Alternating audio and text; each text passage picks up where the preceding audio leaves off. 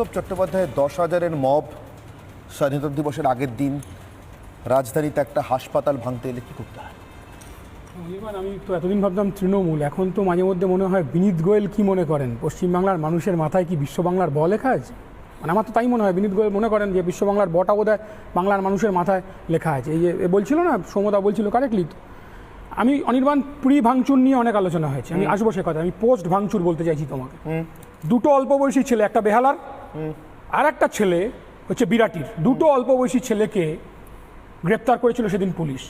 একেবারে তৃণমূলের দাগি দুষ্কৃতীদের সাথে ছিল। আমি জেলে দেখা করতে গেছি, তখন আমি দেখেছি তৃণমূলের নেতারা, অতীন ঘোষ থেকে শুরু করে তৃণমূলের নেতারা, তারা হচ্ছে তৃণমূলের উকিলরা হচ্ছে তাদের সাথে দেখা করতে গেছে।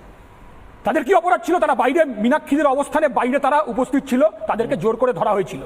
চিরঞ্জিতকে ধরা হয়েছিল, বিরাটির সানিকে ধরা হয়েছিল, আমি নাম ধরে বলছি।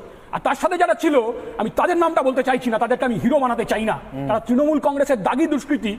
মনে থাকবে তোমার একজনের বিরাট চুল দাড়ি কেটে ফেলেছিল, মনে আছে তোমার নিশ্চয়ই? একজনের জিমের ট্রেনার, সে কি করেছিল সব মনে আছে তোমার নিশ্চয়ই? সকালগুলো আমি বলছি না, আমি পোস্ট ভাঙচুর বলছি তোমাকে।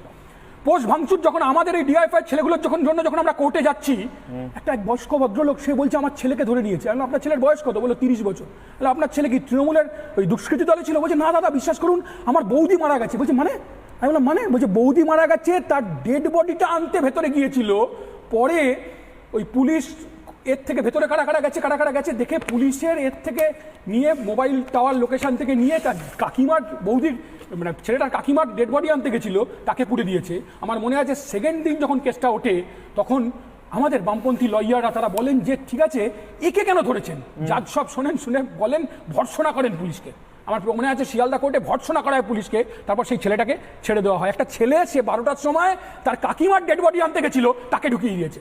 একটা 17 বছরের মেয়ে, আমি এটার নাম বলতে চাইছি না, এটা 17 বছরের মেয়ে, কলকাতার একটা কলেজে পড়ে, বন্ধু বান্ধবদের সাথে এতে গেছে, সাম্বাইয়ার মোড়ে গেছে হচ্ছে রিক্লেম দ্য নাইট প্রোগ্রামে 14 তারিখ রাত্রে। রাত দখল।